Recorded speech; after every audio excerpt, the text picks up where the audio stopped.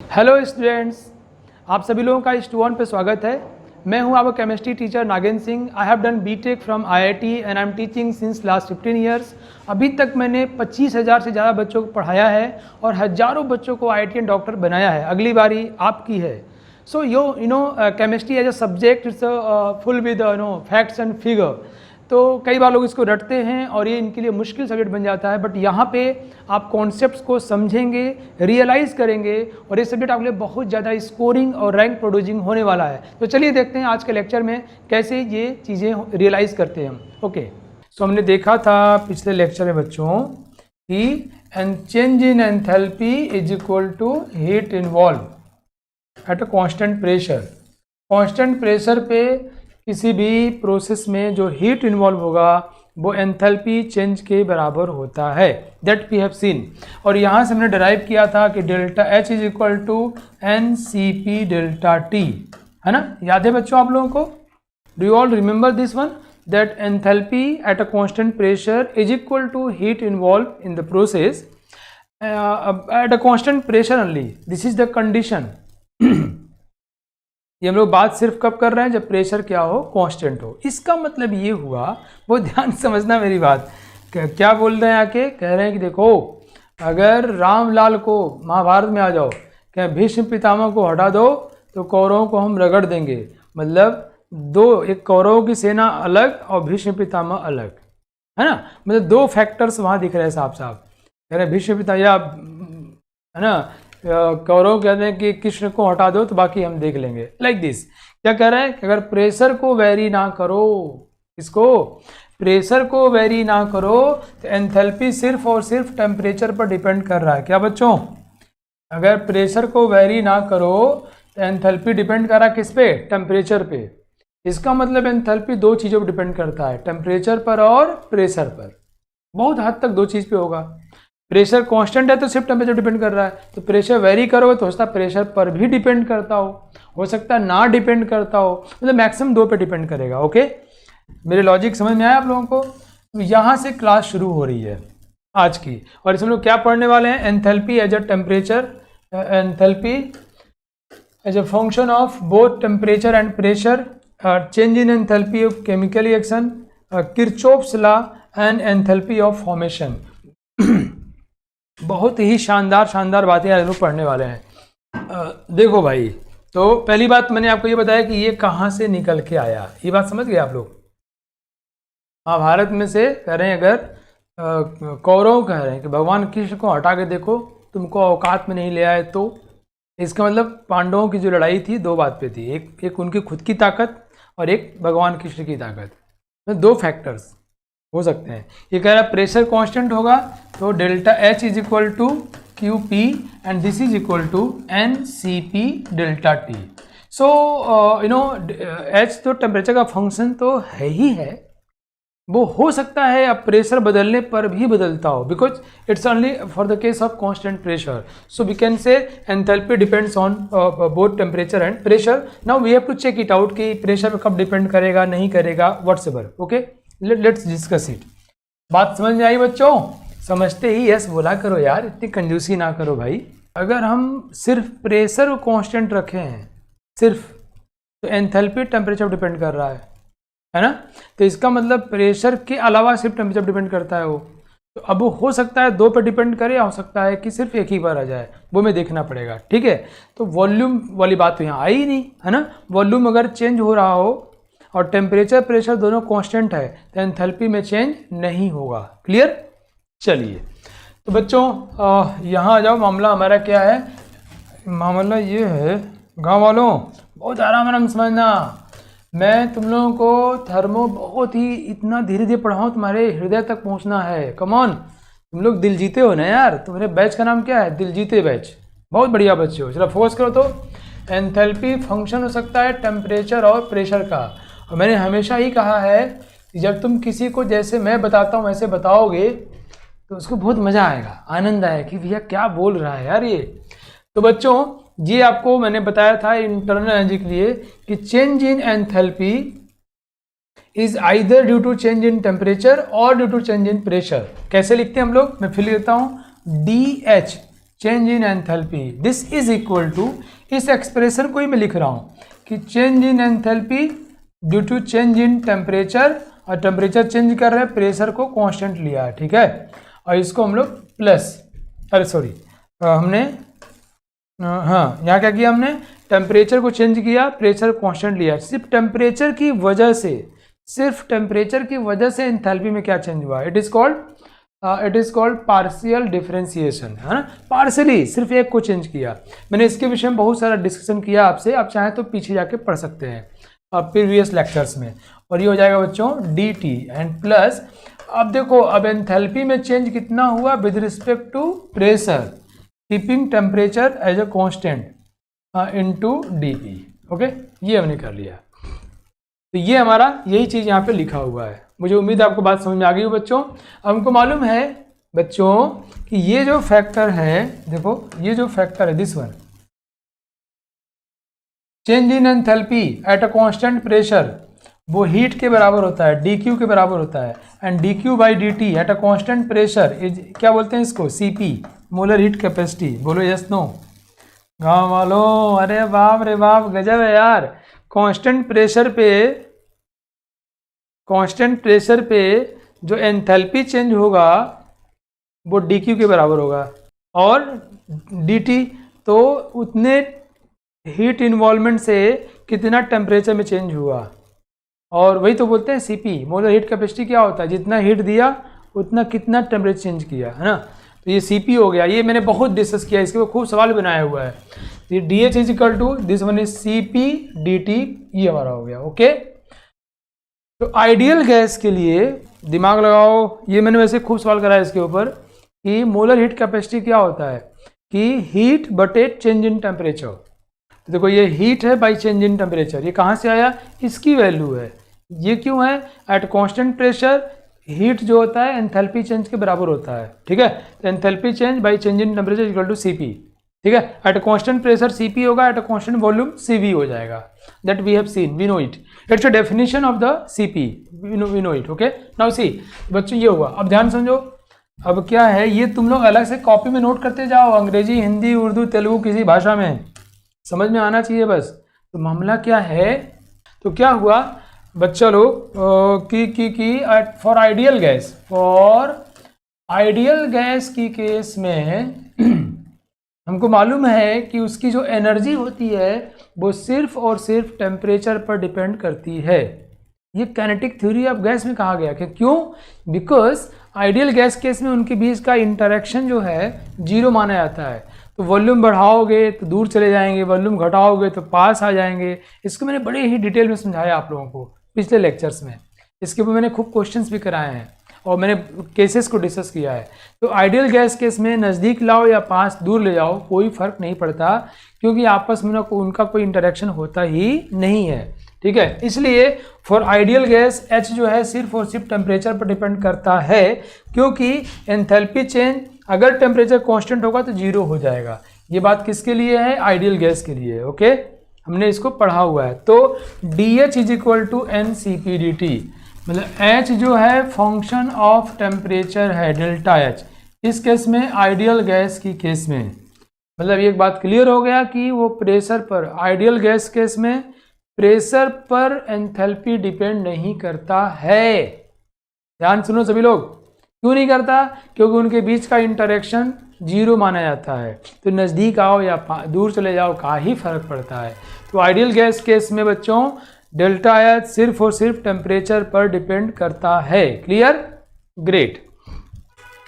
But अगर solid, liquid या real gas होगा तो ये मैंने आपको इंटरनल एनर्जी के लिए पढ़ाया हुआ है, इसकी वैल्यू पॉजिटिव और निगेटिव दोनों हो सकती है। हमने पढ़ा था, याद होना चाहिए, सवाल भी कराया मैंने आप लोगों को, डेल U डेल P के with respect eight a constant temperature में भी पॉजिटिव और निगेटिव। इट डिपेंड्स कि अट्रैक्टिव फोर्सेस डोमिनेट कर रहे हैं या रिपल्सिव डोमिनेट कर रहा है, कंप्रेशन हो रहा है या एक्सपेंशन हो रहा है। तो आपको याद होना चाहिए। और मैंने कहा था याद होने के 2-3 तरीके हैं। पहला तरीका किसी को बता दो यार, इससे 2-3 काम पूरा होगा। एक तो तुम मेरे कर्ज से मुक्त हो जाओगे। मेरा उद्देश्य है, मेरे जिंदगी का पर्पस ऑफ लाइफ है मैं लोगों तक क्वालिटी एजुकेशन पहुंचाऊं। ऑब्वियसली बच्चों के माध्यम से होगा।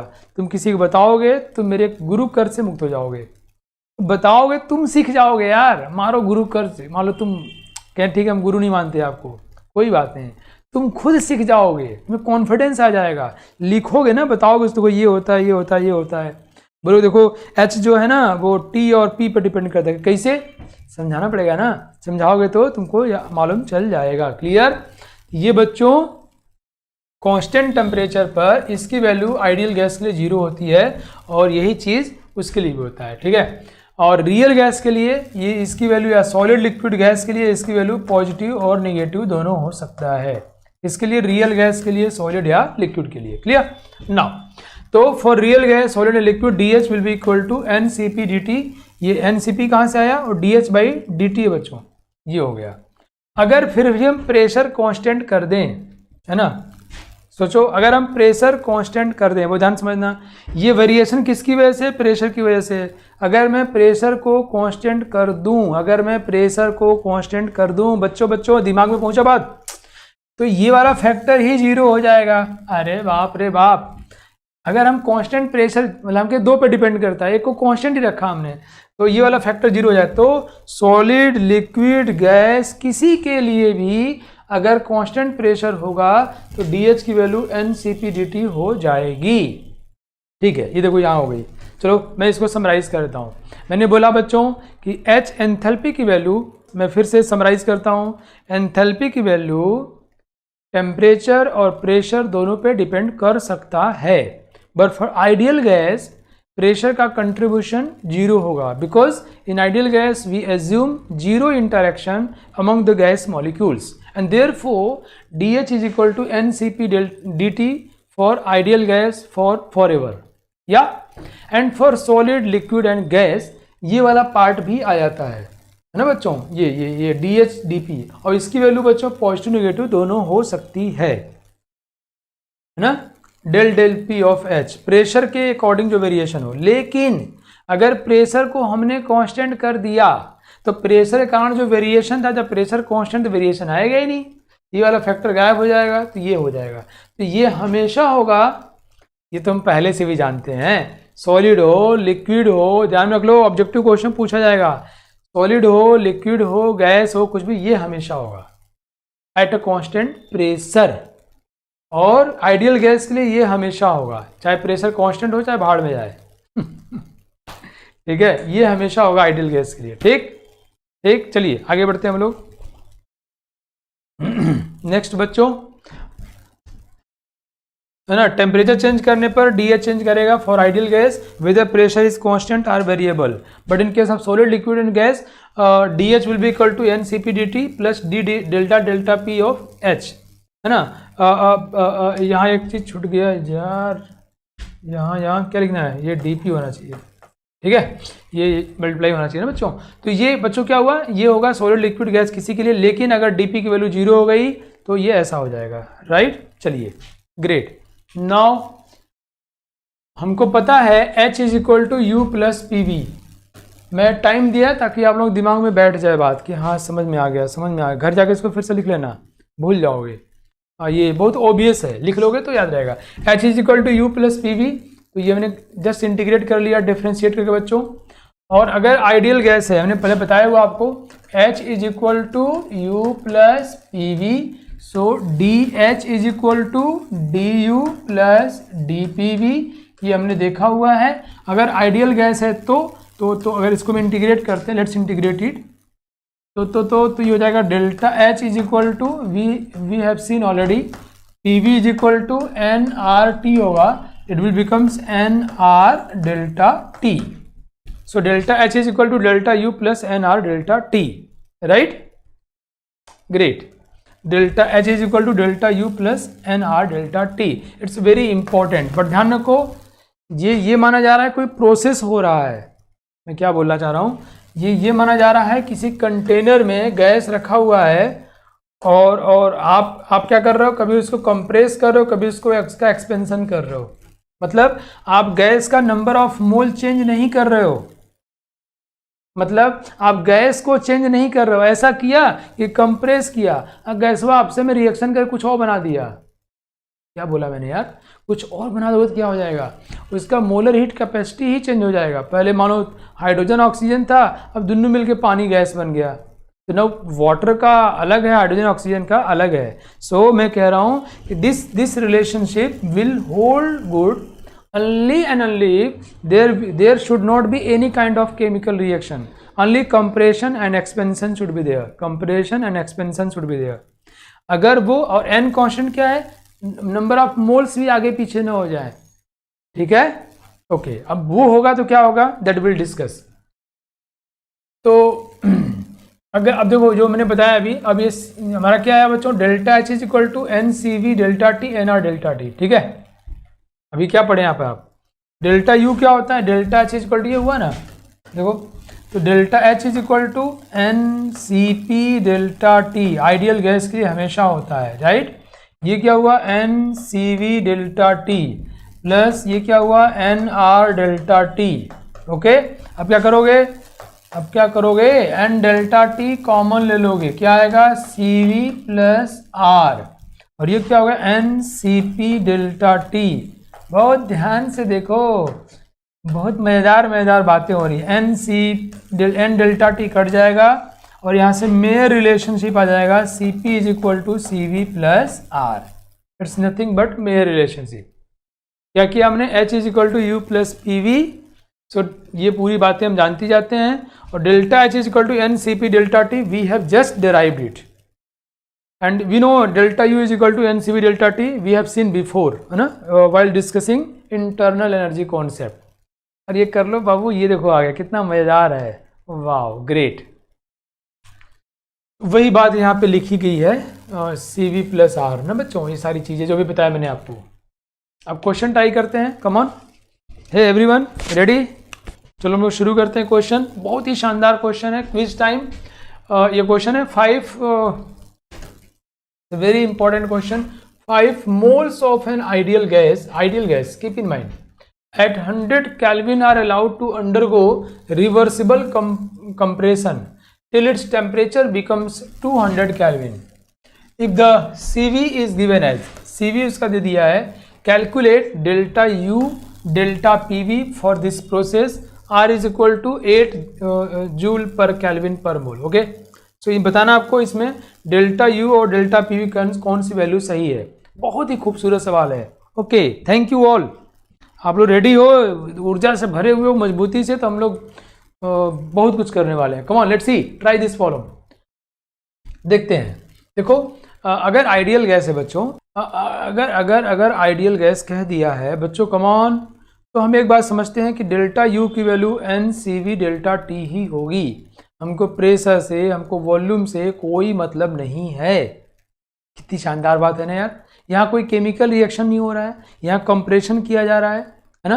तो हम समझ गए delta U will be equal to N, 5 mole है, सी वी दिया 28 जूल पर केल्विन, डेल्टा टी ये 100 से 200 केल्विन हो गया, तो डेल्टा टी कितना होगा, 100 होगा, 200 माइनस 100।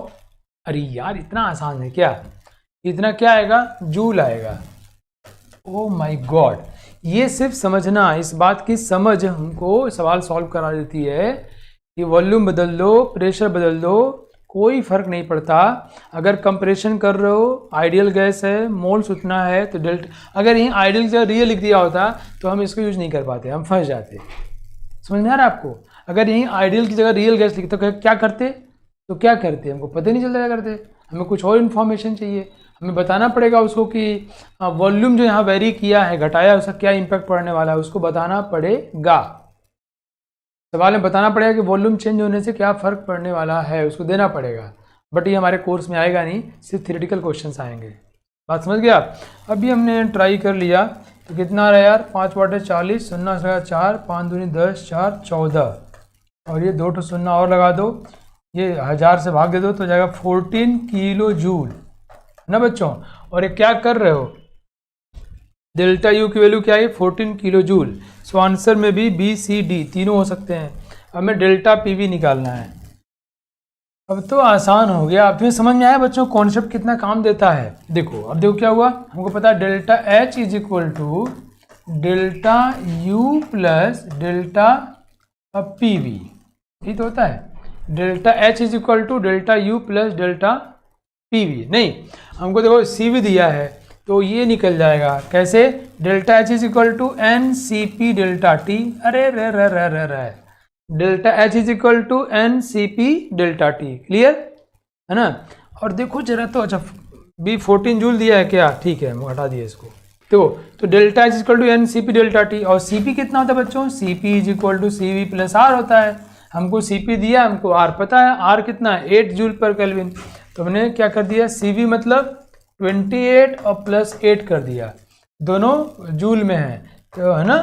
हाँ तो कितना हो जाएगा, ये हो जाएगा 36, बोलो Cp निकल गया, तो ये हो गया कितना N C P delta T है ना, एन मतलब 5, Cp मतलब 36 और डेल्टा टी मतलब 100। अब सोचो हमको डेल्टा एच भी मालूम चल गया बच्चों, डेल्टा यू भी मालूम है, बताओ ये निकल जाए कि नहीं, बोलो बस काम कर लें। कितना आ रहा है ये 36, 5 36 में 3 5 15 और 3 18 है ना, 18 किलो जूल, ये हो गया 18 किलो जूल, ये हो गया 14 किलो जूल, तो इसकी वैल्यू कितनी हो जाएगी 4 किलो जूल। तो आंसर इज सी, 14 और 4 kilo joule, answer is C.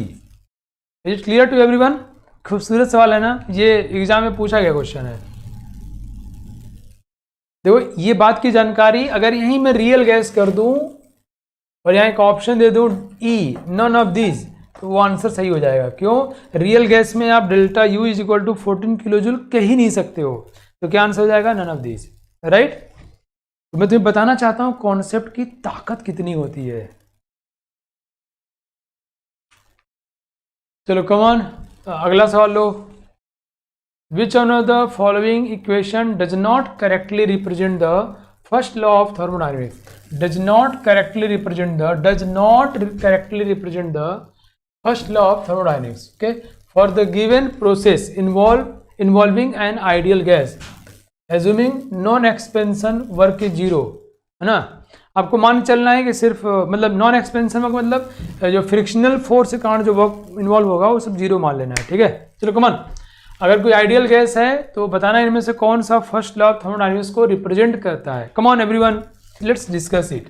So you no cyclic process, first law हमारा क्या कहता है बच्चों कि जो भी चेंज इन इंटरनल एनर्जी होता है वो या तो हीट चेंज में जाएगा या फिर वर्क डाउन में चला जाएगा, है ना बच्चों। यही पढ़े हम लोग कि भाई जो भी मान लो तुमने जो हमको ऊर्जा दिया, जो हमारी इंटरनल एनर्जी चेंज हुई है, तो इंटर चेंज किसकी वजह से होगी, तो तुमने मान लो हमको 50 जूल दिया, कुछ खर्च कर दिए हम, तो 50 जूल मतलब पापा ने तुमको ऐसे समझो, ये बड़ा इंटरेस्टिंग है कि पापा ने तुमको 5000 रुपये दिया, तुम जो है 400 रुपये की तुम दोस्तों के साथ पकौड़ी खा गए, तो तुम्हारे पास कितना पैसा बचा या चेंज कितना हुआ, तो 5000 जितना पापा दिए थे माइनस जितना, माइनस क्यों, खर्च को हम वर्क डन खर्च को माइनस लिखते हैं, गेन को प्लस लिखते हैं, as usual we know this. So this is our first law of thermodynamics. मैं ऐसे क्यों समझा रहा हूँ, तुम्हें दिमागों में जाकर बैठ जाए, सपने में भी यही काम करो। अब करा साइक्लिक प्रोसेस, साइक्लिक में ये 0 हो जाएगा, इन दोनों का सम 0 आना चाहिए, तो Q is equal to minus W, सही है। पहले हम लोग क्या टिक करते हैं, जो सही है। एडियाबैटिक प्रोसेस, एडियाबैटिक में ये 0 हो जाएगा, तो delta U is equal to W होगा, ये गलत है। एडियाबैटिक में हीट इन्वॉल्व 0, पावा पैसा दिए ही नहीं हैं, तो जितना था वो खर्च किया तो घट जाएगा, नहीं, तो delta U is equal to W. Isochoric process, volume constant, यहाँ वर्क डन 0 हो जाएगा, तो delta U is equal to Q, सही है। आइसोथर्मल पे हो रहा है ना, और आइडियल गैस है तो ये 0 हो जाएगा, तो Q plus W is equal to 0, तो Q is equal to minus W, ये भी सही है। देखे बच्चा लोग, अगर अगर अगर अगर आइसोथर्मल प्रोसेस है, टेम्परेचर कांस्टेंट है, तो delta U will be 0, so Q plus W will be 0, so Q is equal to minus W, so correct one. So हमारा आंसर सही क्या होगा, क्या पूछा है, डज नॉट करेक्ट, तो आंसर इज हमारा ये हुआ बी वाला, सो बी हमारा करेक्ट आंसर हो गया बच्चों। कम ऑन, वाह, समझ गए, ओनली बी। मज़ा आया कि नहीं बताओ? मस्ती छा रही है? मस्ती छा रही है कि नहीं? मुझे तो मस्ती छा रही है भाई, बहुत मज़ा आ रहा है सीखने में। गलत सही तो पार्ट ऑफ द लर्निंग है ना। चलो नेक्स्ट सवाल। सवाल चलते रहना चाहिए भाई, मस्ती का दौर चलना चाहिए ना। ये अच्छा क्वेश्चन है, बहुत खूबसूरत सवाल है, बहुत ज़्यादा खूबसूरत है। Methane consider to be an ideal gas. First ये ideal gas methane. Now, initially at 25 degrees centigrade and 1 bar pressure. It's a very nice question. Is heated at a constant pressure. Oh my God, pressure is constant until the volume has doubled. Volume double हो गया, volume 2 गुना हो गया। पता है हम लोग जब सवाल बनाते रहते हैं ना, इतना सवाल बना लेते हैं कि सवालिया पढ़ते ही ना दिमाग को स्कैन कर लेता है। मतलब नाम भूल जाता है, लोगों के दोस्तों के नाम भूल जाते हैं, कहाँ गए वो भूल जाते हैं, बट सवाल नहीं बोलता। क्यों? इट्स जस्ट अ प्रैक्टिस करना होगा। क्या हुआ? वॉल्यूम डबल हो गया। The variation of molar heat capacity with absolute temperature is given by, this is given by the relationship. Means here CP is यहाँ टी छोड़ दिया इन्होंने, आगे टी है बच्चों।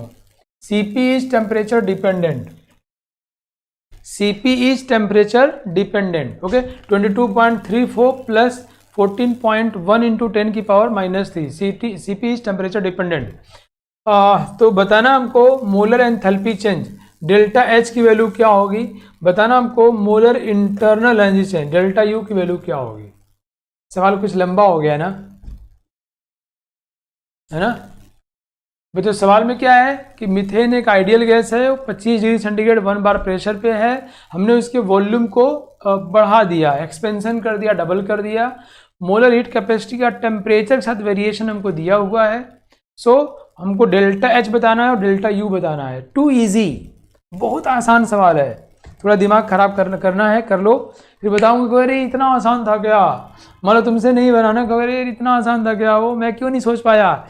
ये जब करोगे तो एग्जामिनेशन में सोच लोगे, right. Just try this, try hard. चलिए अब देखो कितना खूबसूरत आसान सवाल है ना। तुम लगे अरे तो बहुत ज़्यादा आसान है भाई। रेडी? शुड मैं एक्सप्लेन इट?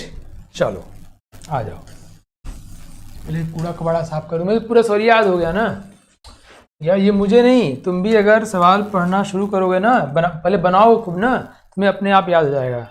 अभी तुम लोग देखो, तुम लोग इतने लोग ट्राई किए, हो सकता है कुछ लोग करीब पहुंच गए हों, कुछ लोगों का बन गया हो और कुछ लोगों को नहीं आ रहा हो।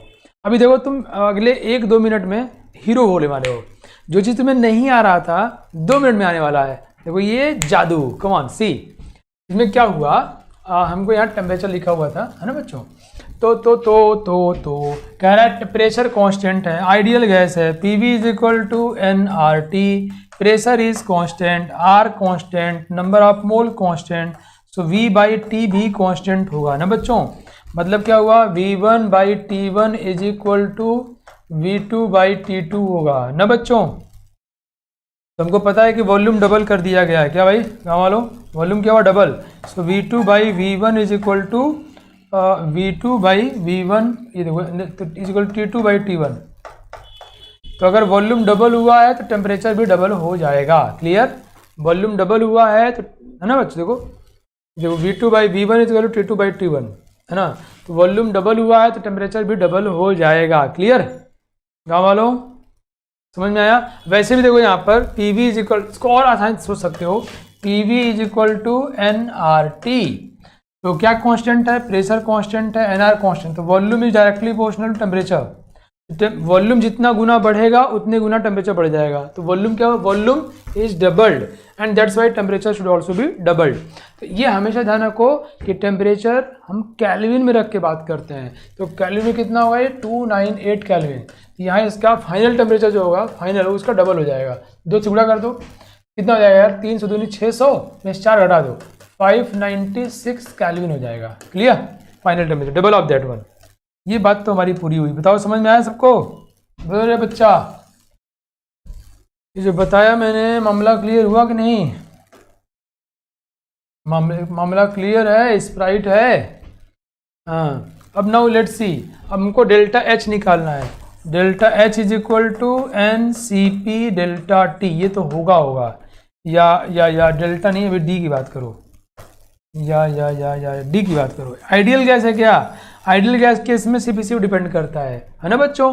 तो हम इसको इंटीग्रेट कर लें, हमारा डेल्टा एच निकल जाएगा। तो कर दो इंटीग्रेट। कितना मोल है भाई? 5 मोल्स है क्या? मीथेन इज, अच्छा वो क्या बताना है? मोलर एंथैल्पी चेंज बताना है। मोलर मतलब फॉर 1 मोल बताना है। सवाल देखो, मोलर एंथैल्पी चेंज मतलब फॉर 1 मोल। एन की वैल्यू कितना हो गया? 1। सीपी कितना है भाई? ये वैल्यू है, मान लो इसको जो भी है इसको ए प्लस बी टी मान लो यार, है ना। अब ये हो गया इन डी टी, इसको करना हमको इंटीग्रेट। वाओ सो ब्यूटीफुल, है ना बच्चों। ये 1 कांस्टेंट है, मोलर 1 मोल के लिए सीपी की वैल्यू हमको दिया हुआ है। दिस इज ए यार, ये ए है और इसको बी मान लिया मैंने। अब इसको इंटीग्रेट हो क्या आएगा? अच्छा यहाँ T1 से T2, T1 कितना है? 298 और T2 कितना है? 596। बस हो गया यार। A T2 माइनस T1 या बाद A इंटीग्रेशन क्या आएगा? T आएगा, T2 minus T1 and plus B मतलब ये वाली क्वांटिटी यार, है ना बच्चों। और ये हो जाएगा T2 मतलब ये नो T2 स्क्वायर मतलब समझ में क्या बोल रहा हूँ, ये T स्क्वायर आएगा by 2, A T square by 2 और इसकी वैल्यू कहाँ से कहाँ तक? T1 से T2 तक ना बच्चों। तो T2 square minus T1 square, we can say B by 2 596 का स्क्वायर माइनस 298 का स्क्वायर। सॉल्व करेंगे डेल्टा एच निकल जाएगा, है ना बच्चों। मजा आया? सॉल्व करो डेल्टा एच निकल जाएगा। वाह खूबसूरत है।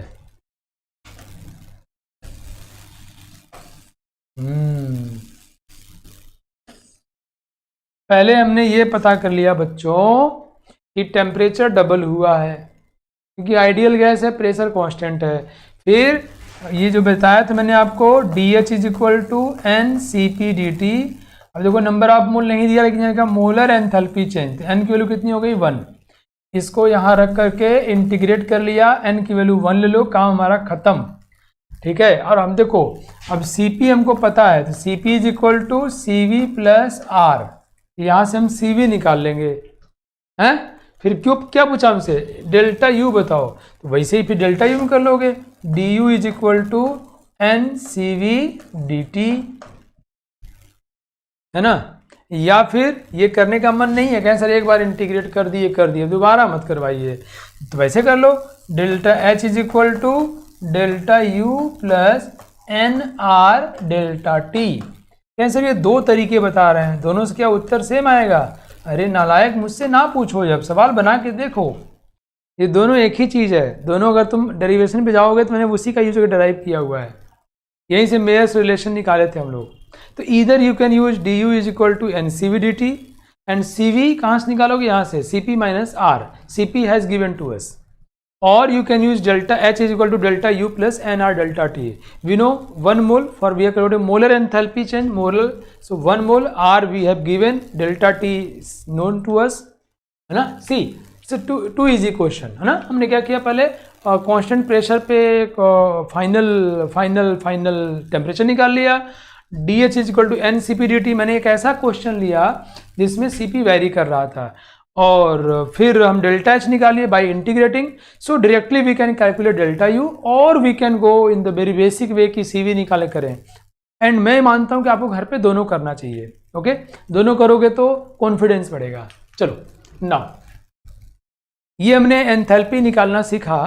कैसे एंथैल्पी निकालना सीखा? एक प्रोसेस में मैंने तुम्हें एक बात बताई थी, याद करो। मैंने कहा था delta H is equal to delta U plus N R delta T.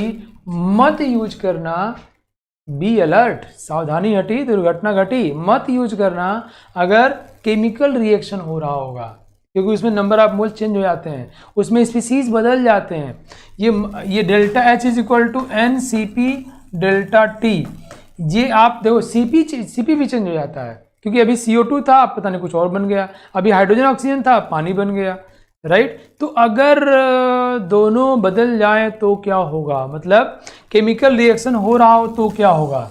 अगर केमिकल रिएक्शन हो रहा हो बच्चों या फेज चेंज हो रहा हो, फॉर केमिकल रिएक्शंस और phase transformation at constant temperature, now the temperature is constant, oh my God, now the temperature is constant, so listen, delta H is equal to NCP delta T. So if we use this relationship we can say, हम कह सकते हैं, करे यार temperature कोई पूछे आपसे कि for any process for any kind of situation constant temperature पर डेल्टा H 0 होगा because delta H is equal to NCP delta T। का नो नहीं, कि ये तो देखो एक प्रोसेस के लिए है, वो भी आइडियल गैस के लिए है, रियल लिक्विड सॉलिड में कुछ और ही हो जाता है, और इवन आइडियल गैस में भी केमिकल रिएक्शन होता है तो ये एप्लीकेबल नहीं है। बच्चा लोग, अगर कोई रिएक्शन हो रहा हो A plus B is equal to C बन रहा हो, तो भैया मेरे नन्हे मुन्नो A प्लस बी का जो CP होगा और इसका जो CP होगा, हीट कैपेसिटी जो होगी वो सेम तो नहीं होगी ना। आइडियल गैस के लिए भी ये तभी होल्ड करेगा जब केमिकल रिएक्शन ना हो रहा हो, फेज ट्रांसफॉर्मेशन ना हो रहा हो। अगर केमिकल रिएक्शन होगा तो इसके हीट होल्ड करने कैपेसिटी अलग है, इसके हीट होल्ड करने कैपेसिटी अलग है, तो कांस्टेंट टेम्परेचर पर भी ये अगर इसमें चेंज हुआ तो डेल्टा H चेंज हो जाएगा। क्लियर? मुझे उम्मीद है मेरी बात आपको समझ में आ रही है और मेरी बातें, मेरे वर्ड्स, मेरे सेंटेंस आपके दिमाग में गूंजने चाहिए। सोचो सर ने क्या बोला था, बिकॉज मैं जो बोलता हूँ मैं कर रहा हूँ ना, मैं 15-20 सालों से ही काम कर रहा हूँ। I have deep penetration, very have high level of thinking, मतलब कई दिन बिताए मैंने, कई रातें बिताई सोचते हुए। हाँ, लेट्स सी नाउ। तो अगर कोई केमिकल रिएक्शन हो रहा होगा तो जो just come to the basic पे आ जाओ बच्चों। H is equal to U plus PV, so delta H is equal to delta U plus delta PV। Ideal gas है तो डेल्टा nRT, तो delta U is equal to, अब chemical reaction हो रहा है, ये किसके लिए? आइडियल गैस के लिए। नाउ केमिकल रिएक्शन हो रहा है, therefore number of mole change हो सकता है, तो ये हो जाएगा डेल्टा NG। जी इसको इज्जत से नहीं बुला रहा हूं मैं, I am not subscripting it by G just to give pay his respect, no no no, not like that. G इसलिए बताना चाहता हूँ गैस के लिए सिर्फ, because this relationship PV is equal to nRT holds only and only for gas. तो बच्चों अगर केमिकल रिएक्शन हो रहा है तो delta H is equal to delta U plus delta NGRT। Delta NGRT को पूछे डेल्टा NG क्या है, तो number of gaseous species in product minus number of gaseous species in reactant considering stoichiometry also. Okay, delta H is equal to delta U, कितना ये change हुआ और number of मोल के चेंज होने से कितना एंथैल्पी में कंट्रीब्यूशन आ रहा है। अब ये क्या है, ये बहुत बार मैं आजकल सवाल देख रहा हूँ, सवालों में क्या करता है, डेल्टा NG पूछ ले रहा है, कह रहा है इन दोनों को डेल्टा NG की वैल्यू बताओ। इसे कोई रिएक्शन दे देगा, अगर रिएक्शन में डेल्टा NG की वैल्यू बताओ, बड़ा पागल है भाई, बताता हूँ। डेल्टा NG क्या होता है, product minus reactant. Let's see, मैं एग्जांपल देता हूँ आपको, आजकल सवालों में खूब पूछा जा रहा है। देखो ऐसे कोई रिएक्शन लिखा, मान लो कैल्शियम कार्बोनेट सॉलिड को चाप के गरमा दो, कैल्शियम ऑक्साइड सॉलिड बनेगा और CO2 गैस उड़ जाएगा। इसके डेल्टा NG की वैल्यू बतानी है। G फॉर गैस है क्योंकि आइडियल गैस के लिए ही होल्ड करता है। कम ऑन, ये सॉलिड है 0, ये सॉलिड 0 और ये गैस कितना मोल है, 1 मोल है, माइनस रिएक्टेंट में कितना है 0, आंसर इज 1। सो ये बात सबको समझ में आ गई everyone, and therefore बहुत अच्छे, therefore बच्चों we can calculate this one। तो मैंने क्या बताया आपको, यहाँ देखो therefore delta H is equal to delta U plus delta NGRT। मैं आपको बताना चाहता हूँ सवाल कैसे कैसे पूछे जा रहे हैं।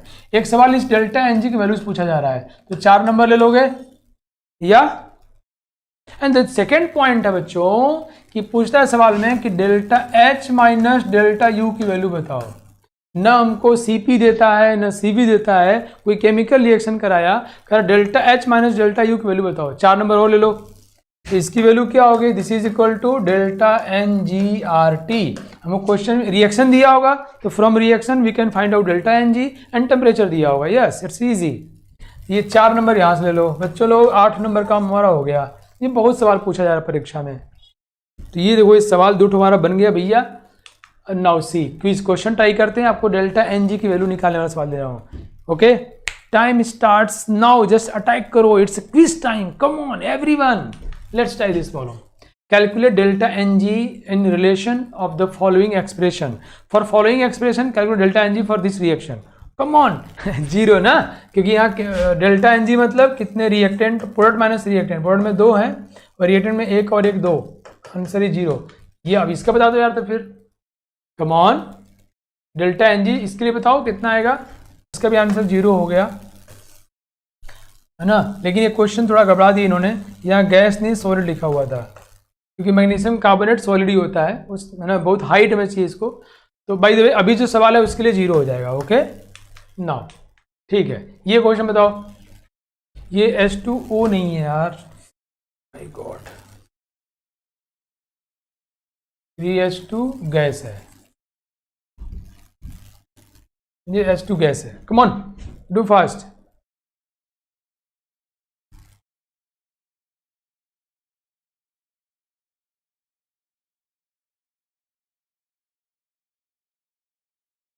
ओके, टाइम ओवर, बहुत बढ़िया। तो मैं इतनी प्रैक्टिस क्यों कराया, तो मालूम चल गया ना, एग्जाम में आता है। मैं चारों एग्जाम में तुम जाओ तो ऐसे कहा, यही पता है हमको, है ना। क्या करेंगे, 2 3 और 1 4 -2 and answer will be 2 and you all have done correct. So now अब ये हमारा डेल्टा एन जी निकालना हम सीख गए बच्चों। तो बी अलर्ट, सावधान हो जाओ, सावधान, है ना। क्या सावधान भैया, कि ये कह रहा है कि delta H is not applicable for, अगर उसमें कोई गैस नहीं होगा, अगर सॉलिड है, लिक्विड है, गैस है ही नहीं, तो वहां पर ये अप्लीकेबल नहीं होगा।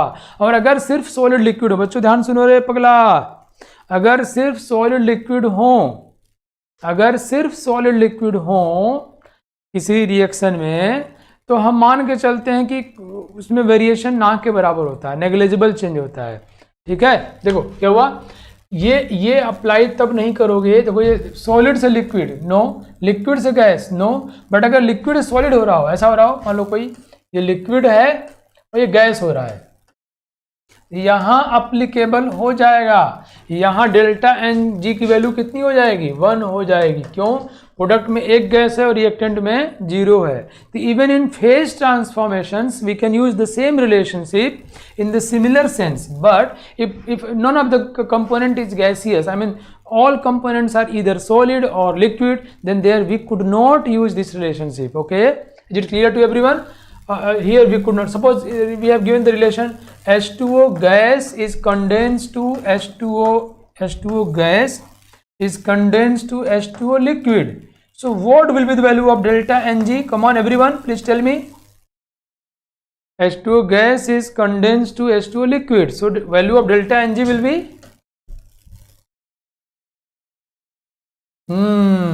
delta Ng will be -1. yeah, great. ये 0 है इधर से और इधर से -1, so answer will be -1. so ये क्या लिखा है, the difference between delta H and delta U becomes significant only when gases are involved. अगर गैस होंगे तभी डेल्टा एच की वैल्यू सिग्निफिकेंट होगी किसी रिएक्शन में। अगर गैसेस इन्वॉल्व नहीं है तो इस ट्रांसफॉर्मेशन में सॉलिड से लिक्विड, लिक्विड से गैस, वी कैन से कि delta H is equal to delta U कह सकते हैं हम लोग। So very close values, you know, approximately same हो जाएगा। So let's see, are you getting this one? अगर फेज ट्रांसफॉर्मेशन हो रहा हो, गैस इन्वॉल्व है, then we will use this one. अगर गैस इन्वॉल्व नहीं है तो delta H can be assumed to be equal to delta u, very close values.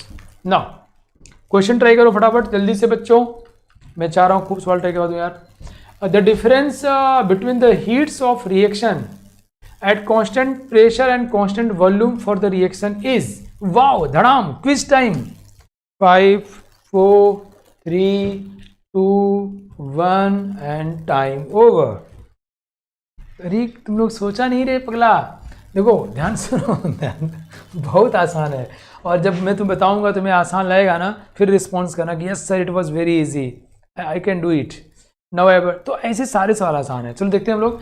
Heat of reaction eight a constant pressure, constant pressure पर heat क्या होता है, delta H के बराबर, एंड कांस्टेंट वॉल्यूम पे हीट क्या होता है, डेल्टा यू के बराबर, है ना, है ना, ये पढ़े हुए हम लोग। कांस्टेंट प्रेशर पे हीट क्या होता है, डेल्टा एच के बराबर, कांस्टेंट वॉल्यूम पे डेल्टा यू के बराबर। तो हमसे कह रहा है इनके बीच में अंतर क्या होगा, मतलब Q P minus Q V का अंतर, मतलब this is delta H minus delta U का अंतर पूछ रहा है, and this is equal to nothing but delta N G R T. अरे यार ये पूछ रहा था क्या, अभी इस में डेल्टा एन जी क्या होगा ये भी देख लो।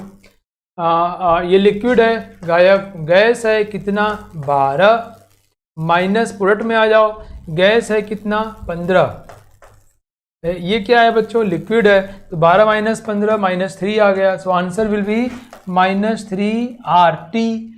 आर टी ये किलो जूल में पूछा है, तो आर की वैल्यू 8 जूल होता है, राइट, 8 जूल होता है। टेम्परेचर इज 25, इट्स 298 केल्विन, 298 इतना बाई 1000 आंसर हो जाएगा।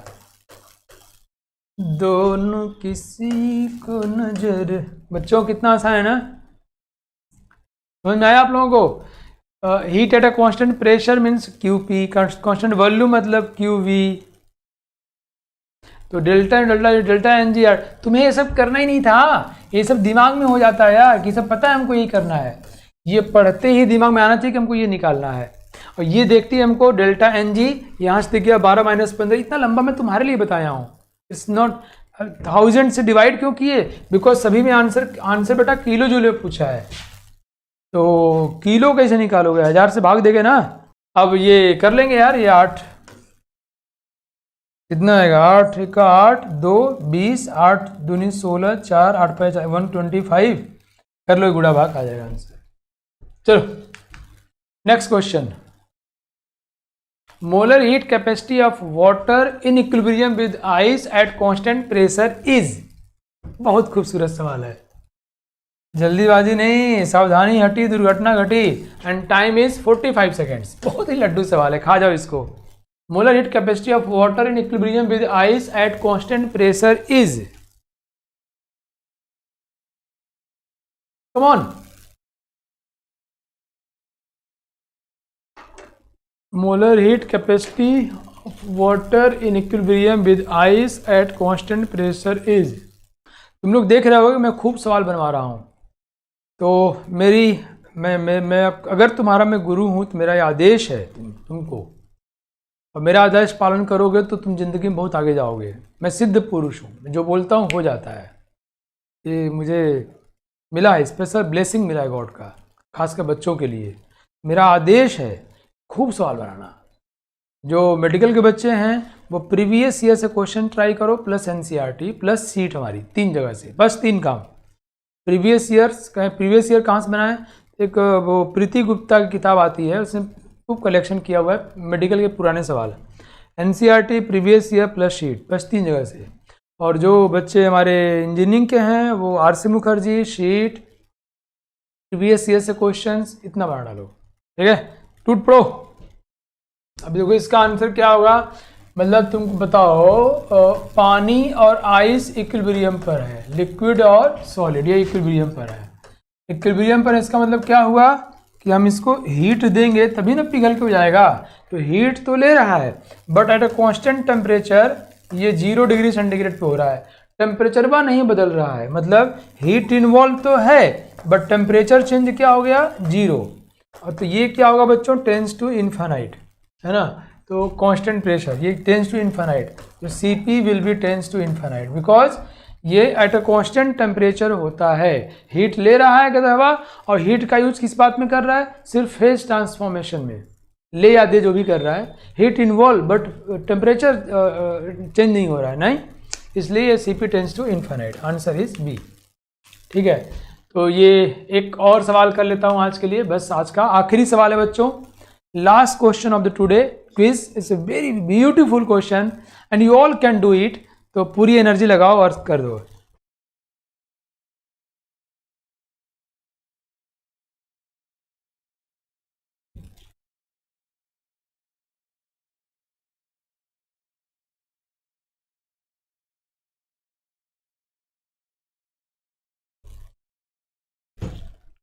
चलो भाई, now 3, 2, 1 and time is over.